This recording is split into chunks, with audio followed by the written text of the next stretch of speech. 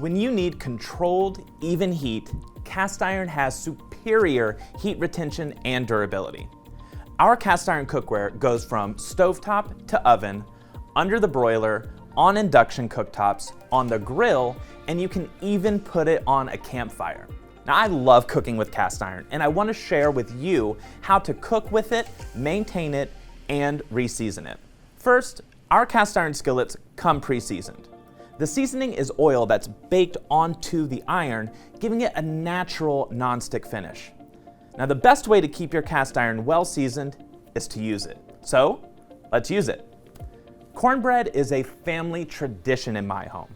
Add the oil to the 10-inch cast iron skillet and place it in the oven. Preheat the oven to 425 degrees Fahrenheit. I've already made my batter with cornmeal, flour, eggs, buttermilk, and cheddar cheese and chopped jalapenos, and in this case, a little bit of sugar. Then carefully remove the skillet from the oven and pour in the batter. Then bake it in the oven for 30 minutes. So beautiful, and look how easy it comes out of the pan, and how great this crispy crust is. Excellent. Now that I've cooked in my pan, let's talk about how to clean cast iron. Rinse the pan with hot water and scrub off any stuck-on bits with a nylon brush or a pan scraper. Then hand dry it right away. You don't want to air dry your cast iron because it will start to rust. I mean, the fact is moisture and iron just aren't friends. Then, while the pan is still warm, rub it very lightly with cooking oil, like vegetable oil or canola. This is the way to maintain the seasoning of the pan. Then, store it in a dry place.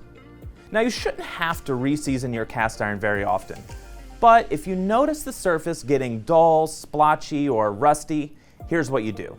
Wash the pan in warm water, then dry it. Rub a light cooking oil all over the pan.